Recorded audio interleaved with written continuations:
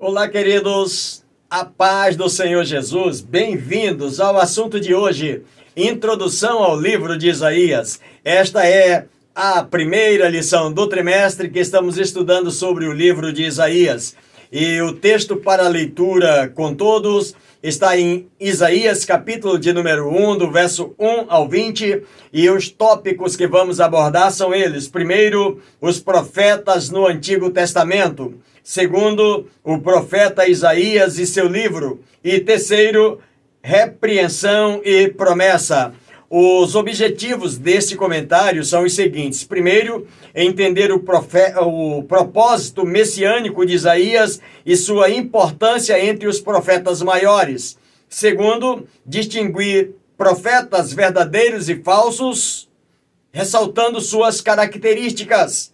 E terceiro, refletir sobre justiça e redenção, valorizando o arrependimento e fidelidade. E eu sugiro que você faça a leitura dos capítulos 1 ao 5 do livro de Isaías, que somados a esse comentário, seu aproveitamento será ainda maior.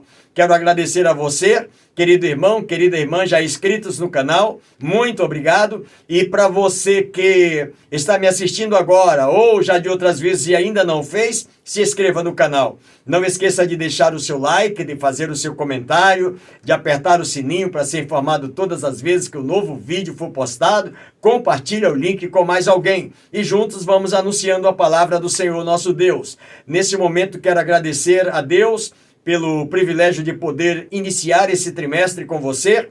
Agradecer também ao nosso comentarista, nosso companheiro, pastor Enoque Miranda e toda a equipe editorial, que vamos pegar essa carona na sua companhia durante todo esse trimestre. Agradecer também o nosso editor, pastor Samuel Câmara, e também todo o conselho editorial. A versão que vamos usar é a Almeida Revista e Atualizada, salvo quando indicada outra versão. E quero agradecer também ao Akel Correia, o editor desse vídeo, que faz chegar até você toda semana, e agradecer ao meu pastor pela cobertura espiritual que nos dá, pastor Jonatas Câmara, aqui na cidade de Manaus. E na introdução desse comentário, o livro de Isaías é um texto singular. Seu autor é considerado um dos maiores profetas messiânicos do Antigo Testamento. Academicamente, Isaías é classificado como um dos profetas maiores, os quais escreveram livros mais extensos do que os profetas chamados menores. Entre os maiores também estão Jeremias, Ezequiel, Daniel. Na maioria dos casos, a profecia versa sobre juízo, sobre as nações, restauração de Israel e anúncio do Messias. Quando se referia a algum evento futuro, sempre tinha alguma vinculação com uma situação contemporânea ao profeta, conforme está registrado em Isaías capítulo 7, do verso 1 ao 25. É importante lembrar que no verso de número 14 desse capítulo 7, o profeta diz que o Senhor vos dará um sinal. O rei de Judá, nesse momento, é Acais, que sofre uma pressão do rei de Israel, chamado rei Peca, e do rei da Síria, chamado Rezim, que vem, sitia Jerusalém, ataca Jerusalém, e o rei Acais fica, então, impossibilitado de vencer. E, segundo o texto sagrado, diz que o Senhor falou com o profeta Isaías para que profetizasse aquele povo, porque o coração do povo estava tremendo assim como uma árvore verde no meio de uma tempestade. Assim estava o coração de todo o povo. E, de repente, Acais está querendo fazer aliança com a Síria. E o profeta chega até ele dizendo para não fazer isso, não faça aliança, que você deva lutar sozinho contra esses dois reinos, porque eles são como um tição que está fumaçando.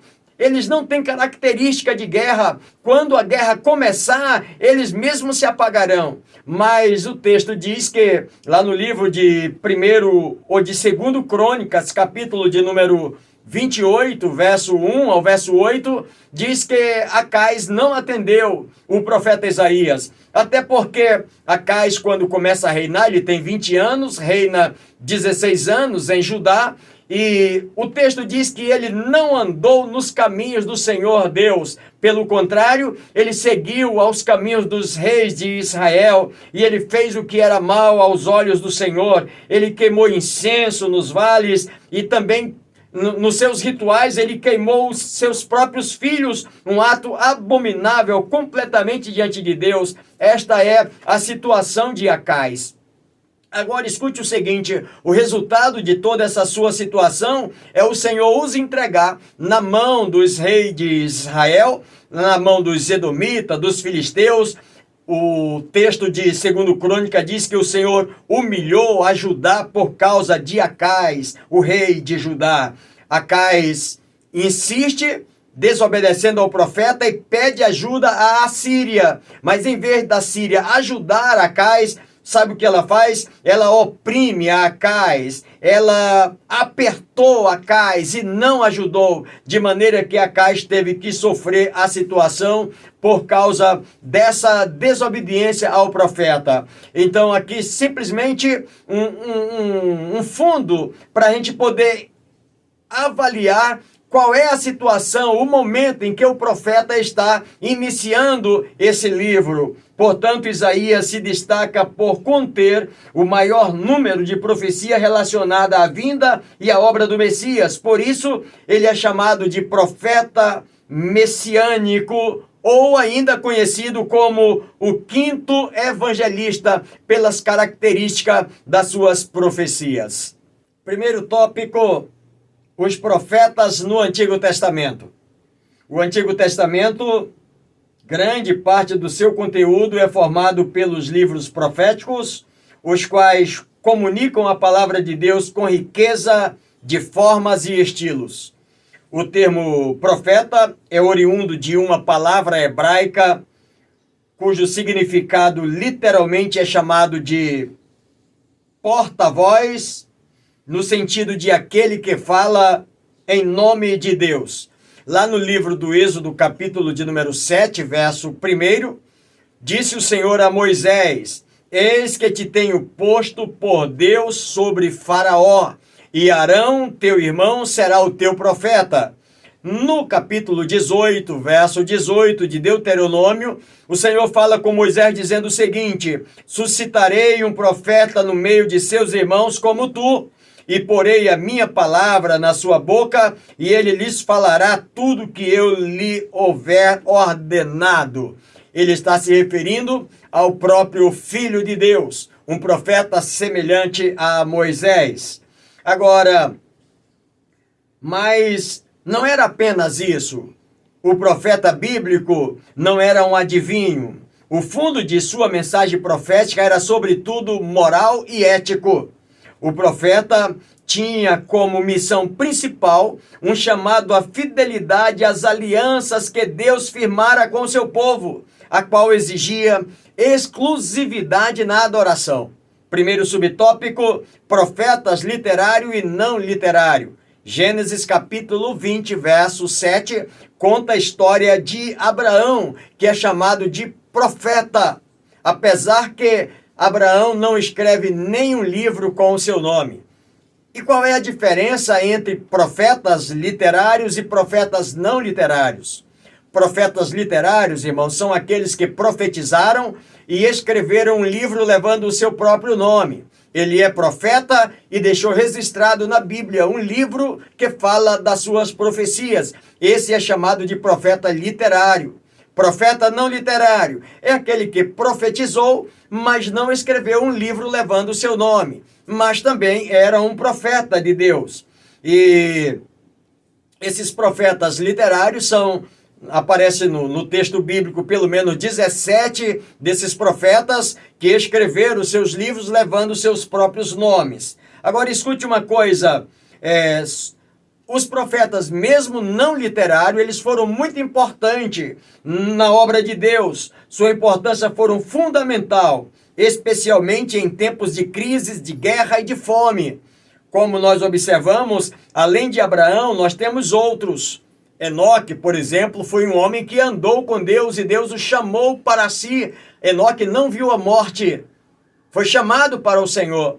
Mas quando a gente ouve falar de Elias, por exemplo, uma das suas profecias lá no livro de 1 Reis, capítulo 17, verso 14, quando ele profetiza para aquela mulher dizendo assim: o azeite da botija não vai acabar e a farinha da panela não vai faltar. Ou seja, ele profetiza e isso acontece de fato e de verdade na vida daquela mulher.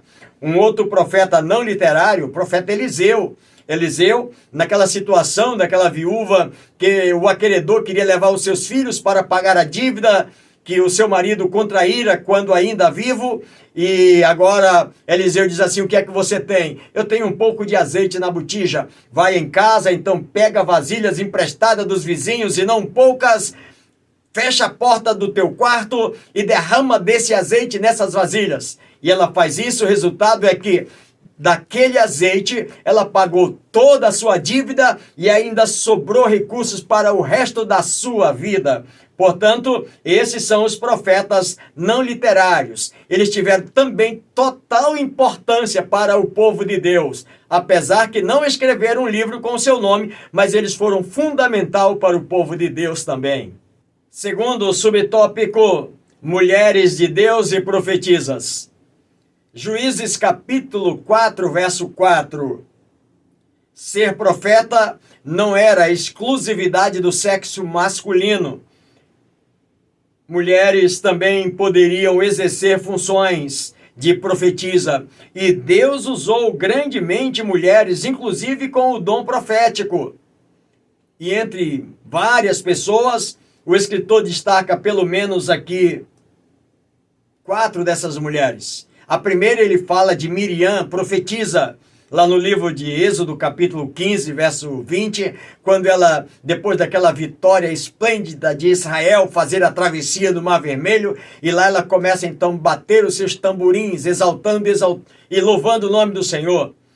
Uma outra profetisa que o texto mostra é a Hulda, que está no livro de 2 Reis, capítulo 22, verso 14 ao 20, quando ela é usada profeticamente para falar sobre o rei Josias, sobre a sua morte. E exatamente acontece da forma como ela profetizou. Depois ele fala de Débora, que foi uma juíza em Israel no tempo dos juízes, mas que também Deus a usou de maneira poderosa como profetisa no meio do seu povo. E por final, ele fala de Ana, que está no capítulo 2, o verso 36 ao 38 do livro de Lucas.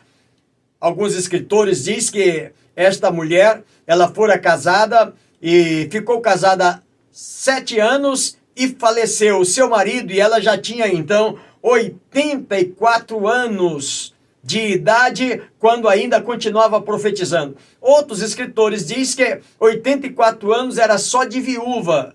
E olhando pela lei de Israel que uma donzela poderia casar-se aos 12 anos, e que ela vivera com o seu marido mais 7 anos e que ele morreu, se for olhar por esse princípio de alguns escritores, essa mulher poderia já ter 103 anos. 84 anos de viúva, 7 anos de casada e mais ou menos 12 anos antes do seu casamento. E são fatos que alguns escritores fazem essas continhas para nós aí. Então, nós observamos que além dessas valiosas mulheres, existiram ainda outras que a Bíblia não faz menção dos seus nomes, mas que também serviram ao Senhor, conforme está registrado em Atos, capítulo 2, verso 9, e 1 Coríntios, capítulo 11, versículo de número 5. Portanto, o dom da profecia não era exclusividade dos homens. Deus também usou mulheres para profetizar no meio do seu povo.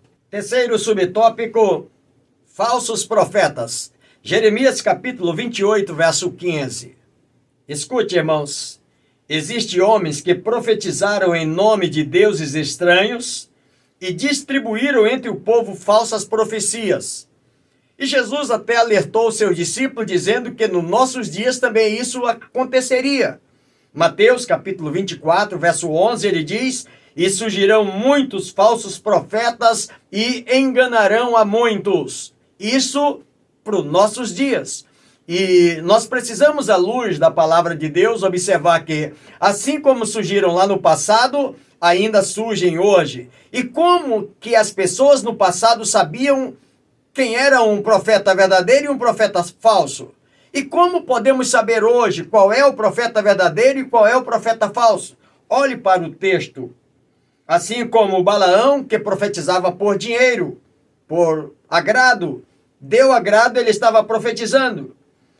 E aí nós temos no livro de Neemias, capítulo de número 6, verso 14, uma senhora por nome Noadias, juntamente com Tobias e Sambalate, que procuravam atormentar Neemias na construção dos muros de Jerusalém, com profecias falsas, para que o povo não trabalhasse, para que o povo não avançasse. Também nós podemos observar Jezabel, que se dizia profetisa também, mas ela ensinava e enganava os filhos de Deus para que se prostituíssem. Então, já vamos começar a perceber que o falso é aquele que ignora a santidade de Deus. O falso é aquele que profetiza sem compromisso. Importante é que ele saia bem na foto. E quando observamos aqui à luz do texto, o escritor diz que o falso sempre existiu e caminhou junto ou próximo ao verdadeiro. Daí a necessidade de discernimento. Ah, pastor, e hoje nos nossos dias, como discernir se o profeta é verdadeiro ou se o profeta é falso? O falso profeta, ele não tinha compromisso ético. Assim é hoje. Se você ver alguém profetizando e que ele não tem compromisso ético com ninguém, o compromisso é só com ele mesmo, então é bom estar de olhos abertos para não ser enganado. Os falsos profetas, eles eram venais, eles ignoravam a santidade de Deus. Não estou preocupado com a santidade de Deus. Então hoje, quando se vê um profeta que ignora também a vida de santidade, irmãos, cuidado. A profecia ou ensino dos falsos profetas, tanto ontem quanto hoje, ignorava uma conduta correta e íntegra diante de Deus e dos homens. Então está aí. Como é que nós vamos conhecer um falso profeta e conhecer um verdadeiro profeta? O verdadeiro profeta é aquele que luta pela santidade, que luta para que as pessoas continuem adorando o Deus verdadeiro, o único, exclusivo, de que nós precisamos adorar. Mas o profeta falso, não. O profeta falso, ele está preocupado consigo mesmo e nem um grama preocupado com o reino de Deus. Segundo tópico, o profeta Isaías e seu livro. Isaías capítulo 1, verso 1. E capítulo 8, verso 3. A obra inicia afirmando que se trata da visão de Isaías, no verso de número 1, do capítulo 1. E, caracteristicamente, Isaías foi o homem usado por Deus para transmitir mensagem profética à sociedade judaica do seu tempo. Primeiro subtópico, o profeta Isaías, capítulo 1, verso 1. Visão de Isaías, filho de Amós. Aqui, meus irmãos, o nome Isaías, ele é oriundo da língua hebraica, que é traduzido como Deus é a salvação. Isaías inicia o seu livro identificando-se como filho de Amós. Por quê, pastor? Por Isaías ser um nome comum na época. E este Amós era irmão de Amazias, rei de Judá, portanto Isaías pertence à família dos nobres. E normalmente, quando se tratava de um nome comum, era usado o nome do pai para poder identificar melhor quem é esse Isaías mesmo. Ah, é o filho do irmão Amós, tá certo? O profeta Isaías, ele exerceu o seu ministério entre os anos 742 e 687 a.C. Portanto, uma continha rápida aí, nós podemos perceber que Isaías profetizou durante 55 anos do seu ministério. O início da sua atividade profética foi consolidada após a morte de Uzias, no ano 740, depois de ou antes de Cristo, podemos perceber então que quando Uzias falece, Uzias morreu, Isaías já estava há 2 anos no seu ministério profético. Portanto, parecia nas entrelinhas de que Isaías ainda precisou ser lapidado naquela visão, e dali para frente a Isaías então prossegue a sua caminhada. Assim, o ministério de Isaías, ele desenvolveu-se especificamente durante o reinado de Jotão, Acais, que nós já comentamos no início, e Ezequias. E a área de sua atuação foi no Reino do Sul, lá entre a tribo de Judá e a tribo de Benjamim, que formou a tribo de Judá.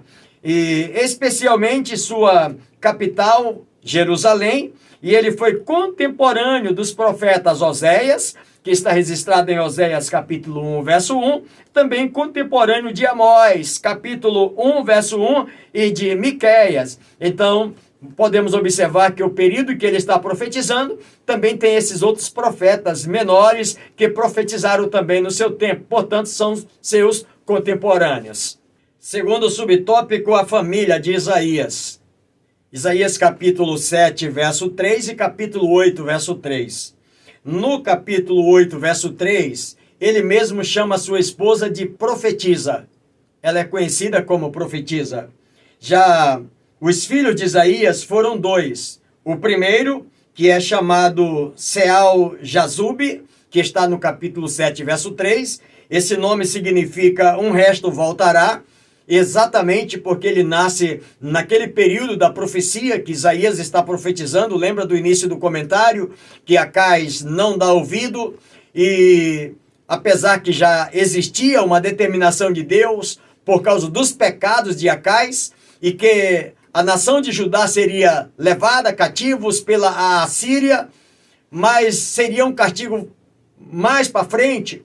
Mas naquele momento ali, se ele atentasse para a palavra de Deus, ele seria então livre da Síria e dos próprios israelitas, comandado por Efraim ali naquelas 10 tribos, que eram as tribos do Reino do Norte. Né? Então esse filho nasce nesse período e o seu nome significa um resto voltará. Falando lá da Assíria, quando tivesse que invadir Judá, mas que lá teria um povo que seria fiel a Deus e que esse povo voltaria depois para restaurar a cidade, né? Vindo do exílio, vindouros, aquele exílio lá para frente ainda. Deus preservaria um remanescente fiel que retornaria para restaurar Jerusalém. Depois o segundo filho, que é chamado de Maher Salal Asbais, que está no verso de número 3 do capítulo 8, que significa rápido despojo, pressa segura. O que é isso, pastor? Esse filho, ele está agora tendo o significado do que vai acontecer com a nação de Israel, as 10 tribos do norte, e com a nação da Síria, que fizeram Judá sofrer. Ele está dizendo de que eles acamparam, eles sitiaram, eles maltrataram, mataram muita gente em Judá, mas que a recompensa deles virá, a conta vai chegar, eles vão pagar na mesma moeda. Pois isso, ele coloca o nome do seu filho também com essa palavra, com esse nome, com esse significado: rápido despojo, pressa segura. Um sinal de que o julgamento e destruição viriam rapidamente sobre os inimigos de Judá, que nesse momento aqui é a nação de Israel, liderada por Efraim, as 10 tribos do norte, e a tribo ou a nação da Síria. Terceiro subtópico, o livro de Isaías e o seu propósito. Isaías capítulo 1, verso 18. Esse profeta, chamado de literário clássico, ele usa no verso 18 a expressão dizendo o seguinte: vinde, pois, e arrazoemos, diz o Senhor. Ainda que os vossos pecados sejam como escarlata, eles se tornarão brancos como a neve. O escritor diz que, com 66 capítulos, o livro é considerado a Bíblia dentro da Bíblia, ou uma pequena Bíblia, porque Do capítulo 1 até o capítulo 39, o escritor fala do Antigo Testamento. Do capítulo 40 até o capítulo 66, portanto, 27 capítulos, ele fala dos tempos finais, acerca do futuro, dos fatos relacionados ao Novo Testamento. Por isso que alguém diz que o livro de Isaías é uma Bíblia dentro da Bíblia, ou uma pequena Bíblia. E o livro ele se divide em 3 grandes seções. Na primeira seção, do capítulo 1 até o capítulo 39, Isaías condena com dureza os pecados e a infidelidade do povo, cuja conduta ofende a Deus, o Santo de Israel. Ele vai trabalhar cada vez massificando, condenando essa incredulidade, condenando o pecado no meio do povo. Já na segunda parte do livro, que vai do capítulo 40 até o capítulo 55, o profeta faz um vibrante discurso de consolo, dirigido aos israelitas que seriam futuramente exilados nas distantes terras da Babilônia.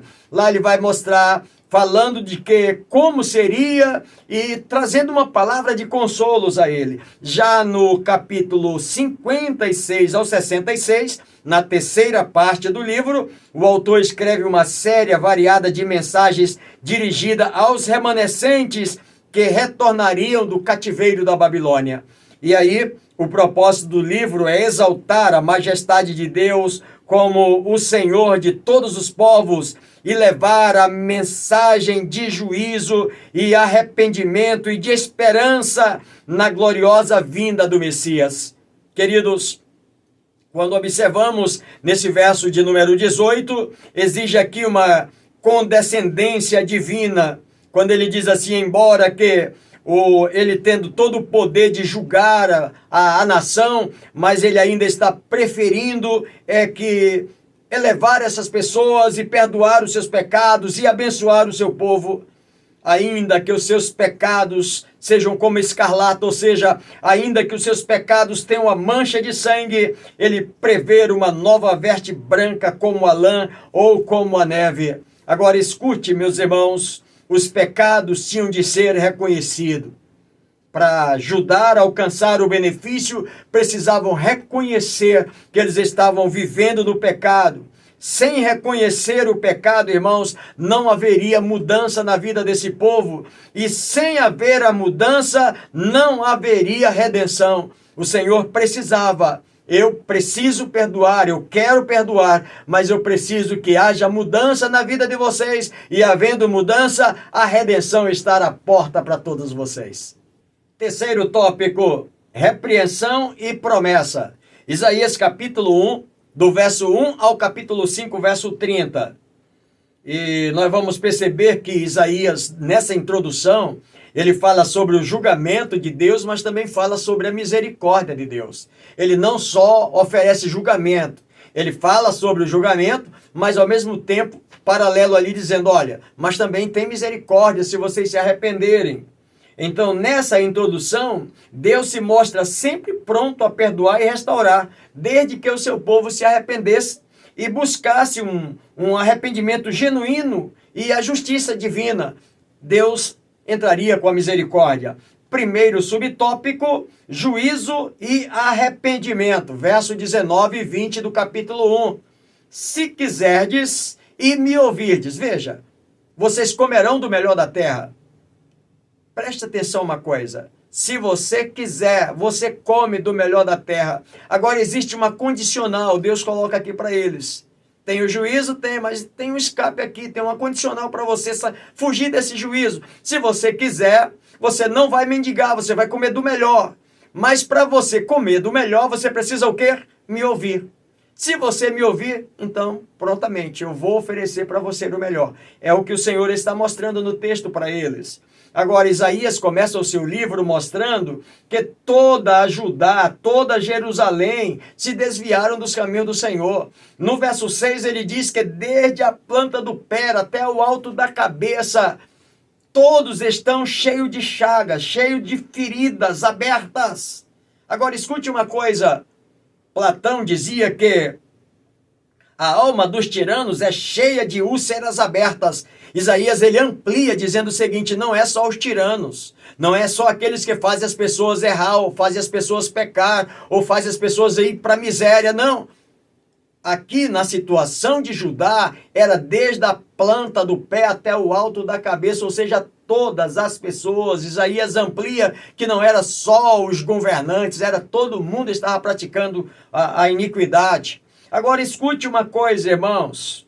Esse povo, eles eram tão hipócritas, porque viviam no pecado, mas sabe de uma coisa que eu estava olhando para o texto, e isso às vezes dá tristeza? Por quê, pastor? Porque diz que eles continuavam cultuando a Deus. Eles faziam os cultos a Deus.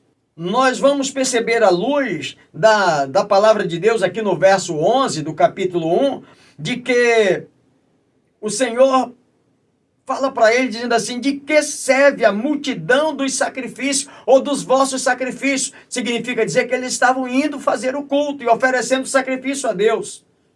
Judá escorregou para a corrupção de Sodoma e Gomorra, mas o sistema de sacrifício foi mantido.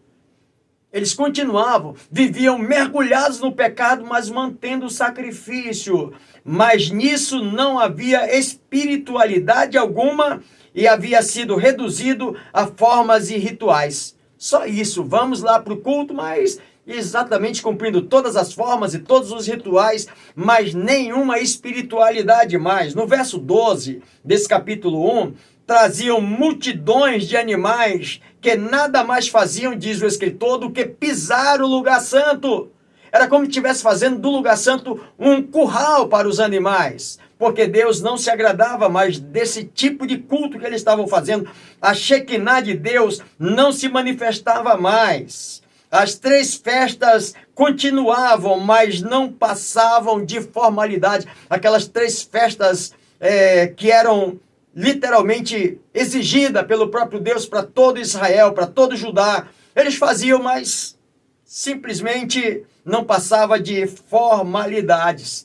E aí, queridos, quando nós observamos à luz da palavra do Senhor nosso Deus, as ofertas que eles faziam também era vã. Deus, essa oferta não faço nem questão da oferta de vocês. Vocês oferecem incenso, também não faço questão. A abominação era diante de Deus fazer um negócio desse, vivendo na vida de pecado. Agora escute uma coisa: a festa da lua nova, os sábados e as convocações das congregações, não suporto mais, disse Deus. Não suporto, vocês fazem todo esse movimento, todo esse floreado, mas eu não suporto mais vocês vivendo no pecado com tamanha hipocrisia, achando que está tudo muito bem. No verso 14, ele diz assim: eu já estou cansado de sofrer por tudo que vocês fazem, eu não aguento mais. E no verso 15, ele diz assim: quando estendem as mãos, eu escondo de vós os meus olhos, e a vossa oração eu não os ouço. Esta era a situação que estava vivendo Judá. Por isso, agora veja uma coisa, o Senhor está dizendo ainda: vinde, pois, arrazoemo-nos, diz o Senhor, ainda que os vossos pecados sejam como a escarlata, eles se tornarão brancos como a neve. Veja que existe aqui um juízo, já, vamos dizer assim, pronto para ser executado, mas se você se arrepender e se voltar, eu estou pronto para oferecer o melhor para você do que o juízo divino. Segundo subtópico, o julgamento de Judá e Jerusalém. Isaías capítulo 3, verso 1 ao 3. Nos capítulos 2 a 4, Isaías aborda o tema do julgamento iminente contra aquele orgulho e a idolatria do povo.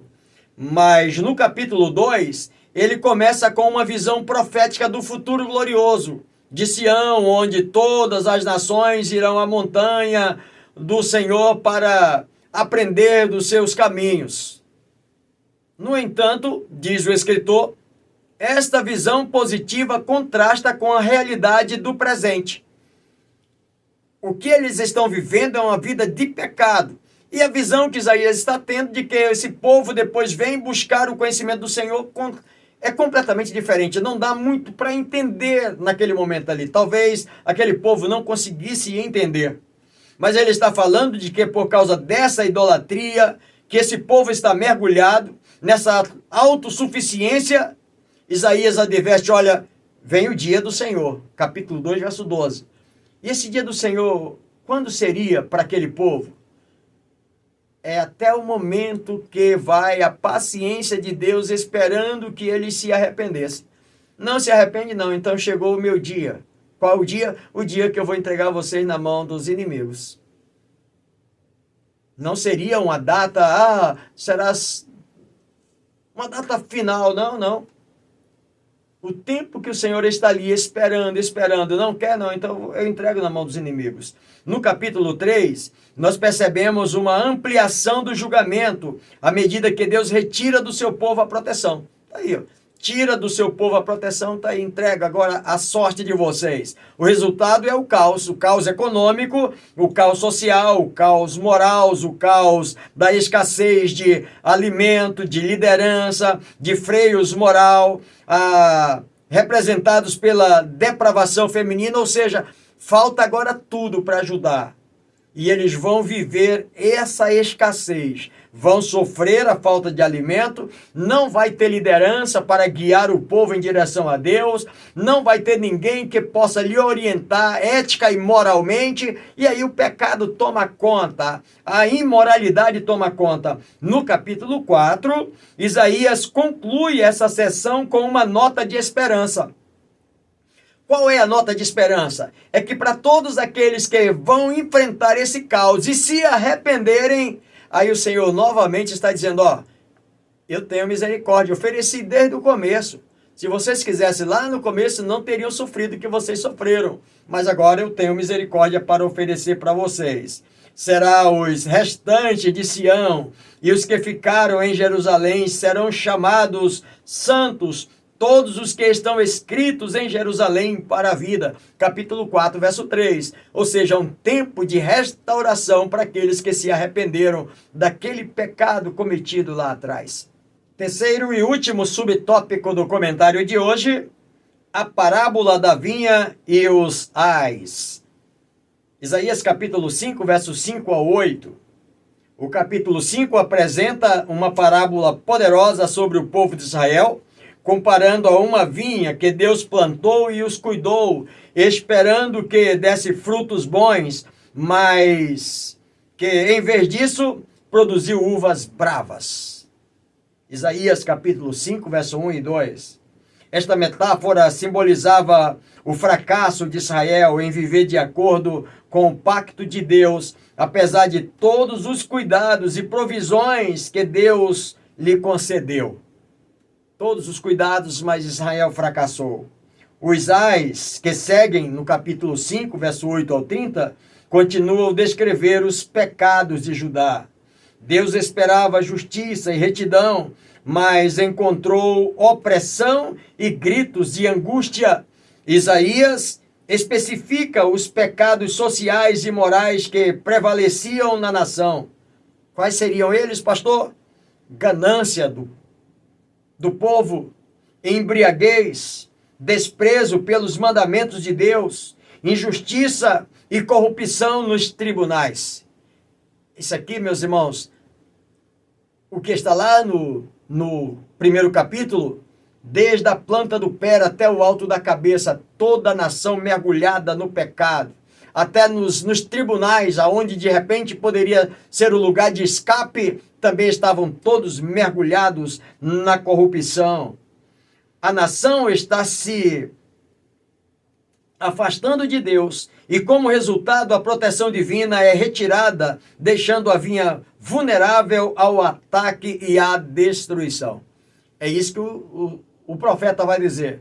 Era para ser uma vinha com frutos de qualidade se vocês tivessem atentado. Não atentaram, está aí, entregue a sua própria sorte. A mensagem central aqui é que o pecado tem consequência séria. Todo pecado. A justiça de Deus não permite que a injustiça prevaleça indefinidamente, irmãos. Lá no livro dos Salmos, de número 1, verso 5, o texto diz que o ímpio não prevalece na congregação do justo, Mesmo que a gente veja, às vezes, as pessoas cometendo as suas impiedades, os seus pecados, e parece que estão impunes, mas eles não ficarão impunes. O profeta termina o capítulo com uma visão de desolação. A terra seria devastada e o povo seria levado ao exílio como resultado de sua rebeldia. Isaías capítulo 2, verso 26 ao 30, descreve como a nação invasora serão chamados por Deus para trazer o julgamento sobre o povo rebelde. Veja que Deus vai levantar uma nação invasora, inimigos, para vir corrigir o povo que não quis dar ouvido à sua palavra. Na aplicação pessoal, o escritor diz o seguinte: sejamos zelosos em obedecer a Deus, para que sua proteção seja sempre conosco. Querido colega, querido companheiro, querido professor, querida professora, querido aluno, querida aluna, querido irmão, querida irmã, espero poder ter contribuído com você nessa introdução. Um comentário parece que fica assim um pouco a gente pelejando para ver se consegue encurtar um pouco mais, mas Deus te abençoe, espero poder ter contribuído com você. E se Deus assim nos permitir, estaremos de volta no próximo com o mesmo lema da nossa igreja, como sal da terra e luz do mundo, e sempre avançando pela fé.